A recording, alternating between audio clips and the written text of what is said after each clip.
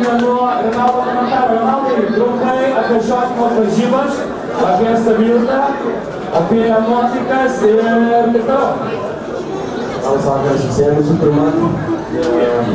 Kaip ir visada, tai pralaimėtų varžybų iš tikrųjų ganėtinai apmaudu, nėra daug ką pasakyti, iš tikrųjų išleidom pergalę į savo rankų, pirmus du kėlinius iš tikrųjų visai neblogai laikėmės, atrodė vykdėm ir numatytą varžybų planą ir ganėtinai gerai sekėsi ir gynyboje ir puolime.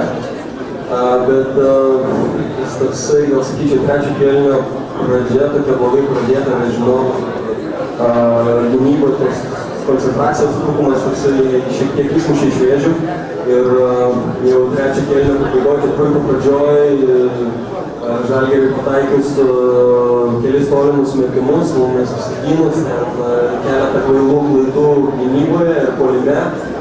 Skubėt pradėjom ir tai davė rezultatą. Ir po to ganėtinai sudėtinga buvo gytis, kai žinot, kai šiek tiek pabėga priešininkas ir atrodo tikrai stengiasi visas varžybos atiduoti visas jėgas ir tų jėgų jau tiek nėra, kad norėtum pavyti. Bet aš tikrai visos komandos vardu galiu pasakyti, tikrai visi stengiamės ir norėjom, ką padarysim, pralaimėjom ir pralaimėjom. Gyvenime.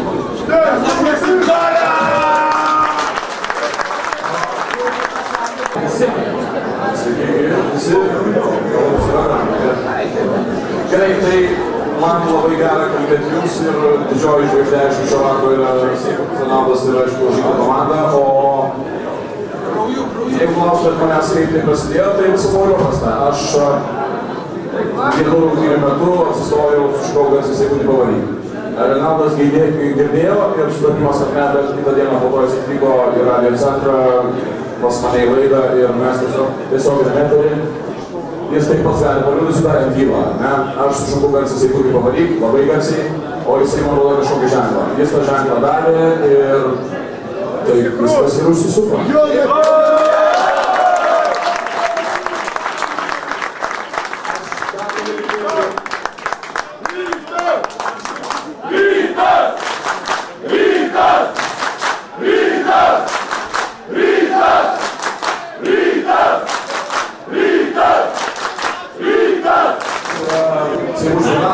Jeigu mes galim jam dar galim pamokas.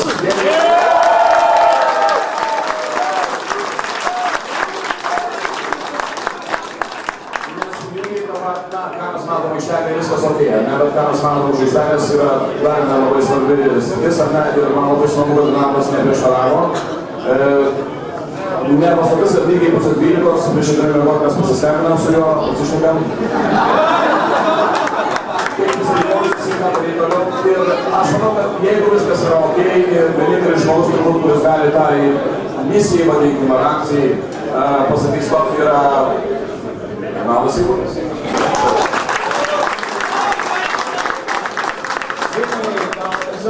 Trumpai, jeigu galės leisti, prašom pasakyti visiems čia surinkusiems žmonėms, kokie visgi yra ateities planai. Na, bet pusę žodžio apie tai, kas dar mūsų laukia.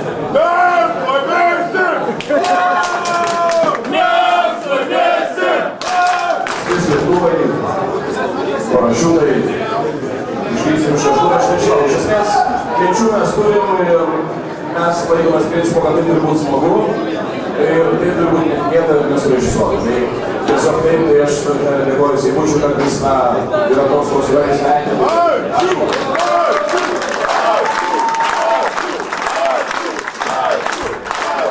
Jūs prašote Seibutį pavaryk, o ne Siaubutį.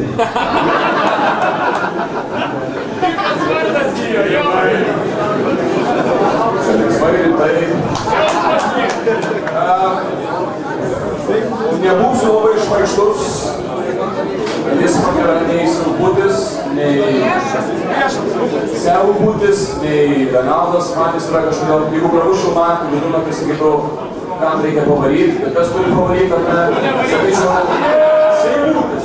Sakai, Seibutis.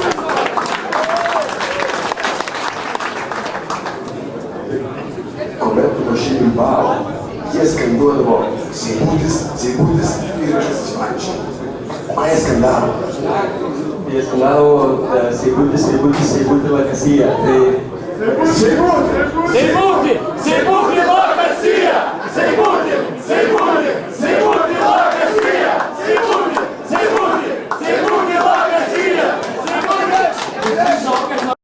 Pavadinimas. Tai reiškia, kad la Casilla, ta salė žiūrovai tai yra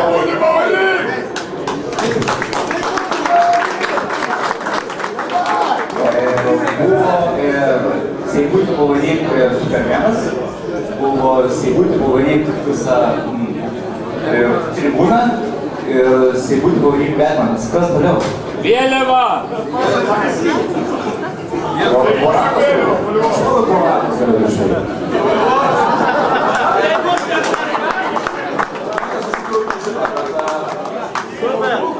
Aš nesakau, kad aš tai galvoju, mes turim komandą, kuri padeda ir žmonės, kurie rūpinasi. Tai nėra darbas, tai yra svarbumas, ar ne? Ir kas sakė Dorončikas? Tų idėjų mes turime ir mes turbūt bandysime įgyvendinti, bet aš tikrai sakau dėkoju dar kartelį Seibučiui ir visiems fanams.